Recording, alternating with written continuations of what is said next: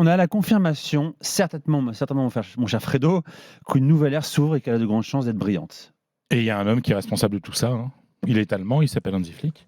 Franchement, c'est impressionnant. C'est-à-dire, je me souviens de la question que me posait Paul la semaine dernière en disant est-ce que cette prise de risque avec cette défense très haute et cette manière de s'aligner pour faire tomber les adversaires dans le piège du hors-jeu fait débat en Espagne? Je dis non, ça fait pas débat en Espagne et ça va encore faire moins débat. Là, non seulement ça ne fait pas débat, mais là, on applaudit après ce qui s'est passé. C'est extrêmement bien réglé. Tactiquement, on peut le dire.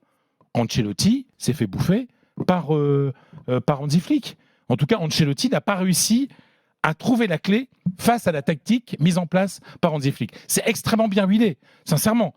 Tu vois, parce que par exemple, tu vois sur le premier but de la Mbappé le premier but du Barça. de Lewandowski, tu regardes la ligne de 4 du Real est pas bien alignée. Et tu as Mendy qui couvre et qui fait que le but il est valable. Donc franchement, Hansi Flick, en plus c'est un type autoritaire. Vous savez ce qui s'est passé, c'est que là c'est une semaine sans match en semaine, et les joueurs, quel que soit le résultat, avaient 2 jours de repos, lundi, mardi. Les joueurs, c'est quand même un exploit, gagner 4-0 à Bernabeu, et demandent au coach un jour de plus. Non, pas de jour de repos en plus. Mercredi matin, il y aura l'entraînement. Oui, ils abusent quand même. Non, mais tu sais, genre de truc, après genre de victoire, il y a beaucoup d'entraîneurs qui auraient cédé. Lui, non. Mais c'est très important le message qu'il envoie. C'est que sous ses airs de pas non, c'est lui qui dirige. Et les joueurs sont aux ordres. Et je trouve ça très bien. Il y a de nouveau, et c'est comme ça qu'on gagne le respect d'un vestiaire avec une certaine autorité. Et donc, ce qui s'est passé est magnifique. Et puis, vous allez me permettre de reconnaître une chose, c'est que le football avec un vrai numéro 9, c'est quand même plus du football.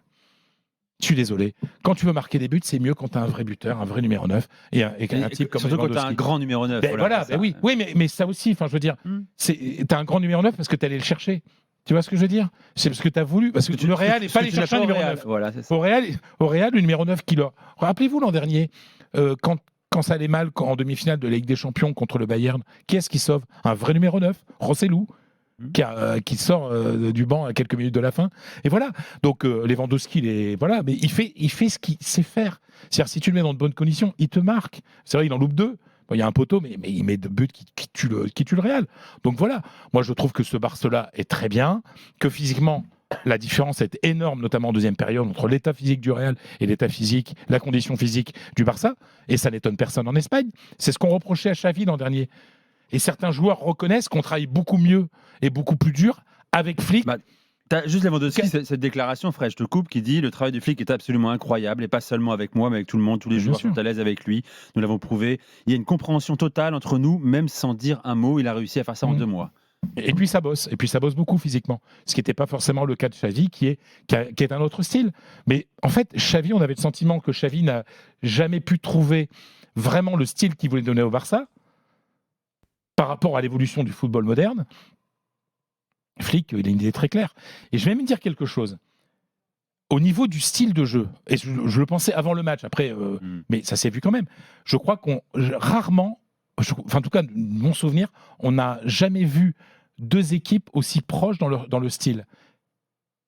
Tu vois ce que je veux dire? Ce Barça-là est quand même assez éloigné du style qu'on a connu du grand Barça. C'est-à-dire que le Barça aujourd'hui, avant on avait quand même un Real très vertical, un Barça très horizontal. Là, on a quand même un Barça beaucoup plus horizontal, beaucoup plus vertical. Donc il y avait pas forcément un fossé énorme dans l'idée de jeu, sauf que dans la réalisation, il n'y a pas photo. Hein. Et franchement, 4-0, il n'y a rien à dire. Enfin, ça aurait pu être plus. Hein, donc, je ne sais pas quoi dire sur Robert Lewandowski, mon cher Polo. Je ne sais pas ce qu'on peut rajouter. Son début de saison est fantastique. Moi, il en est à 17 buts en 14 matchs. Le Ballon d'Or. Oui, il pourrait l'avoir, mais sauf que les critères de ce entre guillemets foutu Ballon d'Or ne le permet pas. Non, mais au moins lui redonner celui qu'il aurait dû gagner, quoi. Mais t'inquiète pas, il aura son Ballon d'Or d'hommage dans 5 ans. Ouais, c'est ça. On fait. C'est un peu comme les Oscars ou les Césars. On dit pour l'ensemble de votre carrière, c'est ça. Et non, mais en fait, moi, je suis à la fois d'accord avec Fred, et alors j'ai vu le Classico, mais je suis à la fois d'accord avec Fred et pas du tout d'accord. La première chose, c'est le fait qu'Hansi Flick est quelqu'un de très dur, etc. Il a perdu tout son crédit en Allemagne lors de la Coupe du Monde 2022 à cause, je dis bien à cause, d'un documentaire qui est passé, c'est Netflix, je crois, ou c'est Prime Video, je ne sais pas, sur la Coupe du Monde 2022, où on voit qu'il laisse faire ses joueurs qui n'arrivent même pas jamais à l'heure, etc. Et en Allemagne, c'est très très mal passé. Hansi Flick, je le dis toujours, mais ça a été un bon joueur. Il n'a jamais été international allemand, mais il faisait partie du Bayern des années 80, finaliste de la Ligue des Champions, de la fin Coupe d'Europe des clubs Coupe d'Europe des, je sais même plus des Coupes d'Europe des clubs champions, pardon, je sais même plus, dans les années 80 et tout ça. Et donc c'est intéressant. Par contre, je pense que Fred va en parler avec Mbappé et l'histoire des hors-jeux, mais ce qu'on a regardé aussi, parce qu'il y a eu quand même deux événements cette semaine, c'est la claque que s'est pris le Bayern en Ligue des Champions, et puis la victoire 4-0 au Classico, c'est que quand même, ce bloc équipe qu'on critiquait beaucoup en Allemagne, notamment saison 2021 très très haut, il y a des moments quand même, c'est limite. Et là, je sais qu'on va parler d'un joueur qui est né hors-jeu, en l'occurrence Mbappé, mais ça se joue à rien du tout. C'est-à-dire que la première mi-temps, moi, je ne suis pas complètement... alors, je ne suis pas l'actualité espagnole comme Fred et tout ça, mais ça peut très bien mal tourner pour le Barça, quand même, la première mi-temps. Donc, je reste un peu plus sceptique et je suis pour une fois d'accord avec la presse allemande de dire « Oula, ne nous emballons pas sur le Barça dans le Flick », parce qu'il y a beaucoup de choses à dire quand même. Et que quand le Bayern mettait 3-0, 4-0 à tout le monde, oui, mais il y a un moment, je reviens à la défaite qu'ils ont eue au PSG, le 3-2 à Munich en Ligue des Champions, c'était justement en utilisant ces faiblesses de ce système-là, avec bloc très haut, etc., qui demande une intelligence hors pair des défenseurs. Et encore une fois, la première mi-temps contre le Real, je pense qu'il y a beaucoup de choses à dire. Après, ensuite, l'efficacité barcelonaise était là, etc. Et la troisième chose que je voulais dire, c'est qu'il est au Barça, mais on a appris la semaine dernière qu'il aurait dû retourner au Bayern. Et que c'est Max Eberl, le directeur sportif, et Christoph Freund qui ne voulaient pas de lui et d'un retour au club. Il avait donné son accord. Comme quoi, c'est l'histoire de la farce l'année dernière pour trouver un coach, c'est important. Et donc, c'est très bien pour lui. En plus, il s'inscrit, je trouve, dans les pas d'Udo Lattek et de Weisweiler, qui sont des grands entraîneurs allemands historiques, etc. Donc, c'est très, très bien pour le Barça et pour lui. Mais moi, je reste encore... tu attends c'est très bien que, c'est très bien que le Barça revienne à ce niveau-là. Ça, c'est une chose, je pense, qu'on a besoin dans le football européen. Le fait que ce soit un Allemand et pas un Néerlandais, d'ailleurs, me fait un peu rigoler, mais ça fait partie de l'histoire.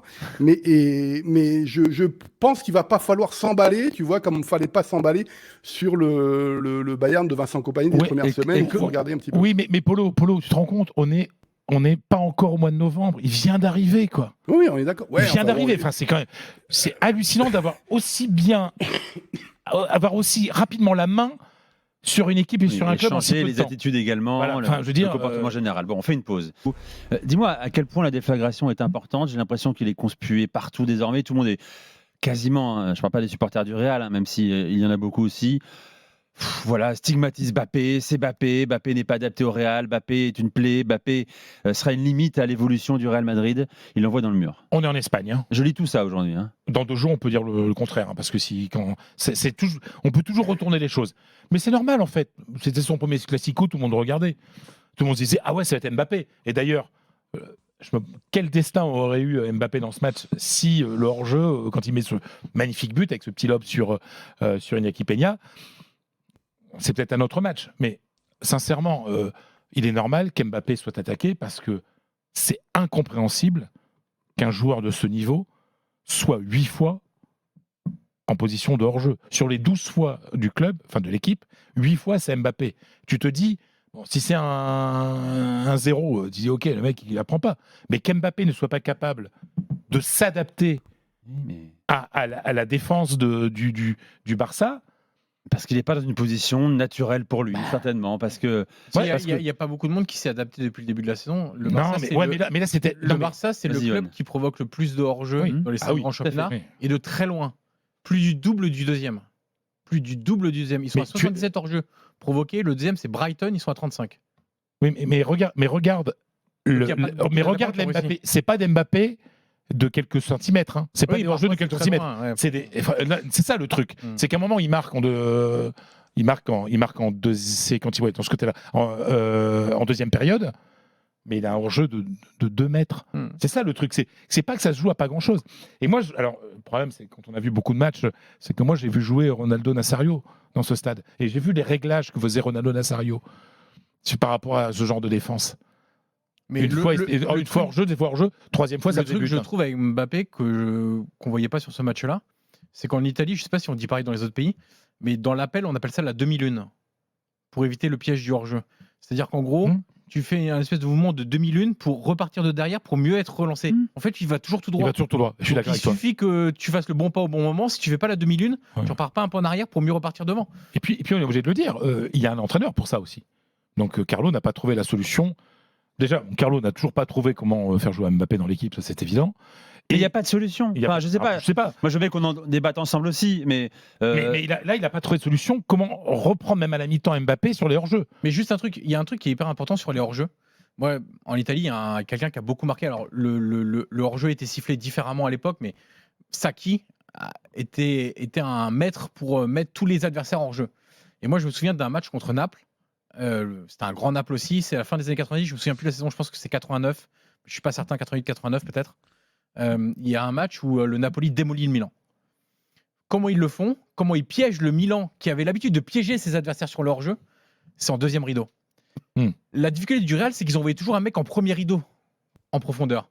Sauf que si tu fais un appui vers un milieu de terrain, ton neuf décroche un peu, fait un appui vers le milieu de terrain, et c'est un milieu de terrain qui va prendre la profondeur en deuxième rideau, c'est là que tu mets en difficulté les défenses très loin. Ils partent de plus loin, parce que la deuxième rideau, c'est un milieu de terrain qui se projette en gros, ou un ailier qui rentre à l'intérieur. Mais tu penses à qui pour ça? Bellingham? Sauf que Bellingham, il était à droite, il était un peu paumé sur le terrain. Ça peut même être un Valverde, ça peut être d'autres joueurs. Tu vois, par exemple, mais c'était parfait pour Bellingham. Bellingham, il était à droite. Rappelez-vous, l'an dernier, le succès de Bellingham. Sauf qu'il a reculé depuis le début de saison. C'était parce qu'il n'y avait pas Mbappé. Il jouait.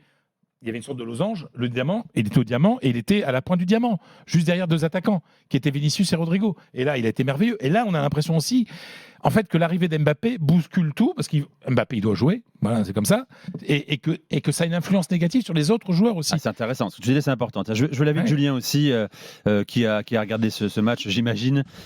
Julien, alors certains disent, est-ce que Mbappé peut plomber durablement le Real, car c'est un casse-tête, comment le faire jouer dans une position préférentielle, un homme qui veut jouer à gauche, qui joue neuf. Quel regard tu portes là-dessus, toi, Julien? Moi, je pense qu'ils vont finir par trouver une solution, c'est obligé. Après, ce qui me déçoit le plus finalement, même si ça reste un début de saison ou un premier quart de saison, on va dire, c'est que sur leurs 6 derniers matchs, le Real, 4 fois l'adversaire a plus d'expected goals qu'eux. C'est-à-dire, c'est pas simplement un problème individuel de est-ce qu'Mbappé est trop hors jeu, est-ce que Vini est pas dans un bon soir, est-ce que Bellingham joue à son poste ou dans une bonne position ou pas. C'est que collectivement, c'est trop compliqué pour eux dès que tu joues contre une équipe qui a un petit peu, elle, de cohésion collective. Donc, que ce soit Villarreal, le Celta, Stuttgart, le Barça de samedi soir, bien sûr, c'est des matchs où ils sont complètement battus tactiquement et collectivement par l'équipe en face qui est peut-être... Non, mais je te parle pas dans. Oui, tu veux dire dans l'idée de jeu. Ils ont battu le Celta aussi. Oui, mais sauf que collectivement, ils sont moins forts que les autres. Individuellement, ils s'en sortent. C'est pour ça qu'ils gagnent ces matchs-là. Mais c'est pas nouveau, ça, Julien. C'est pas nouveau. Oui, c'est pas nouveau. Mais c'est maintenant, Julien, on est au mois de novembre. Pour jouer bien collectivement, c'est quand même mieux quand les mecs savent à peu près où ils jouent. Et Bellingham, on sent qu'il n'était pas. Moi, je ne veux plus jamais le voir là, Fredo. Je te promets. C'est pour moi à droite d'un 4-4-2 comme ça, c'est ridicule. Et pourquoi Modric ne débute pas? Parce que moi, je veux bien qu'on parle des appels de Kylian, des appels des 12 hors-jeu, tout ça. Ouais, mais les passes sont pas terribles non plus. Exactement. Et dans le timing des passes, Fredo, il y a une demi-seconde, une seconde trop tard pour un Valverde, pour un Tchouaméni, pour un Bellingham. Et je pense que si Modric débute ce match-là, je pense que sa qualité passe. D'ailleurs, tu le vois sur l'occasion pour Kylian de la 64e minute, où ça récupère haut, c'est lui qui la met, elle est parfaite. Et je pense sincèrement que Carlo a fait une erreur de ne pas débuter Modric, même s'il pouvait jouer qu'une heure peut-être. Peut-être que physiquement, c'est trop compliqué de jouer avec une telle intensité 90 minutes. Fred, et voilà, dans la qualité de passe, ils auraient gagné d'avoir Modric sur le terrain. Vas-y, Polo. Est-ce que ça bosse vraiment au Real Madrid? Et je dis pas ça méchamment. C'est ce qu'on reprochait à Ancelotti, au Bayern d'ailleurs, de pas beaucoup travailler. On l'a appelé la chaussette paresseuse et tout ça. Tactiquement, tu veux dire? Ouais, tactiquement. C'est-à-dire qu'en fait, on se rend compte, c'est extraordinaire ce qu'a fait le Real ces dernières saisons sous Ancelotti. Mais l'identité de jeu, elle n'est pas là. C'est-à-dire que, tu vois, City, on la voit. Le Bayern, on le voit. On n'aime pas. C'est toujours pareil. Mais le Real, on a l'impression que c'est quasiment les meilleurs joueurs du monde qui arrivent sur le terrain, etc. Bon, on va s'en sortir, etc. Et peut-être qu'il y a un moment... on se dit, non, on voit pas le truc et ça marche plus. Tu gagnes pas. Enfin, je vois ce que tu veux dire. C'est vrai qu'en Espagne, les anti-Ancelotti le disent aussi. Je vais te répondre. Je suis pas pro ou anti. Non, je sais bien, mon ami. Mais en fait, déjà, je pense qu'on gagne pas autant sans un bon entraîneur. Tactiquement, voilà, je pense que. Oui, mais tu peux gagner avec une vraie discipline collective. avec des cracks individuellement, mais sans vraie identité. Est-ce que tu as besoin d'une identité? Voilà, l'identité, c'est de ça. L'identité d'Ancelotti avec ce Real, c'est l'adaptabilité. C'est-à-dire que c'est une équipe qui s'adapte à plein de situations. On dirait Deschamps quand tu parles. On dirait Deschamps qui s'adapte à ses adversaires. Qui compte sur 3 individualités. Et je vais dire aussi, pourquoi aussi, parce qu'Ancelotti ne se met pas en valeur par rapport à ça. Il n'a pas le discours, ce qu'on appelle el relato en Espagne, le récit. Et voilà, il y a des entraîneurs qui savent très bien se mettre en scène par rapport à ça, et lui donne pas cette impression-là, parce qu'il n'est pas honnêtement, c'est pas beau ce que propose Ancelotti avec ce Real depuis des années déjà. Et ça gagne. Il faut être honnête. Oui, ça gagne, mais c'est pas beau. Ce qu'on dit là, on peut le dire pour Deschamps également, ou d'autres sélectionneurs ou entraîneurs. C'est pas beau. De toute façon, Nico, tant que les deux de devant, tant que Vinicius et Mbappé ne défendront pas plus, dans les gros matchs, ils y arriveront pas. C'est pas possible. Après, si, bien sûr, de temps en temps, ils vont te sauver. Ils vont parce qu'ils c'est des super joueurs. Ils sont comme contre Dortmund mardi dernier. Oui, d'accord, mais sauf que là, contre en seconde période, mais même en première période, le manque d'intérêt sans ballon d'Mbappé et de Vinicius, sérieusement, c'est limite scandaleux. C'est ce qu'on appelle aussi en espagnol la barriga llena. Le Real a tout gagné l'an dernier, c'est le ventre plein. On sent aujourd'hui qu'il n'y a pas la même envie que la saison dernière. Et puis, je pense que le travail d'Antonio Pintus, il y a déjà des petites choses qui se disent, des petites musiques. C'est vrai que l'écroulement physique du Real en deuxième période pose question. Bon, voilà pour le Real, les amis, on en reparlera. C'est bizarre parce que le ventre plein, c'est quand même pas un truc qu'on a l'habitude d'entendre au Real. En tout cas, dans les clubs de cette dimension-là. Non, moi, mais que je le disais l'année dernière pour le Napoli, qui gagne à la surprise générale et que derrière c'est dur de regagner. Le Real n'a jamais eu de problème de digestion. Mais le Real, le Bayern, la Juve et tout ça, non, tu dois pas. Non, mais là, tu vois que l'attitude de certains joueurs. Et tu perds un mec comme Toni Kroos, on l'a déjà dit plusieurs fois, qui était important. Et puis la blessure de Carvajal, c'est quand même le capitaine aussi sur le. Il y a personne qui a crié, qui a lancé la révolte non plus hier. Faut dire un mot quand même sur les incidents, les cris racistes à Bernabéu contre Vinicius, contre Lamine Yamal, Alejandro Balde, Ansu Fati, Rafinha notamment. Vinicius en a même fait un tweet pour dire que c'était regrettable, évidemment scandaleux contre certains de ses propres supporters, si on peut les considérer ainsi. Je rappelle, enquête ouverte par le Real également, qui a condamné ces événements. Là-dessus, le Real Madrid a fait ce qu'il devrait faire tous les clubs. Il y en a d'autres comme Valence et l'Atlético qui sont un peu plus... on va dire, un peu moins regardant. Oui, bien sûr, le Real a fait un communiqué, le Real a porté plainte, le Real a fourni des images, a fourni des informations. Il semblerait que plusieurs individus étaient identifiés par le Real et qu'au-delà de la justice civile, parce qu'il y aura aussi un procès, il y aura des poursuites judiciaires, le Real va appliquer un protocole. Ces gens-là ne rentreront plus jamais dans le Bernabéu. Et c'est très bien. Bon, voilà. Mais se dire, le truc, ça prouve bien une chose.